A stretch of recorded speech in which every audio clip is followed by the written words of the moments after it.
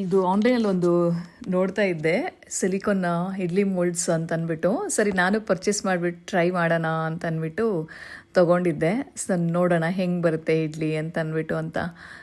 ಎಲ್ಲರ ಮನೇಲೂ ಇದ್ದಿದ್ದೆ ಅಲ್ವಾ, ಇಡ್ಲಿ ಪಾತ್ರೆಯಲ್ಲಿ ಇಡ್ಲಿ ಮಾಡೋದು ಈಸಿ, ಅದನ್ನು ತೊಳೆಯೋದೇ ಕಷ್ಟ ಅಲ್ವಾ. ಸೊ ಹಂಗಾಗಿ ನಾನು ಸ್ವಲ್ಪ ಟ್ರೈ ಮಾಡೋಣ ಅಂತ ಅಂದ್ಬಿಟ್ಟು ಇದನ್ನು ತರಿಸ್ಕೊಂಡೆ.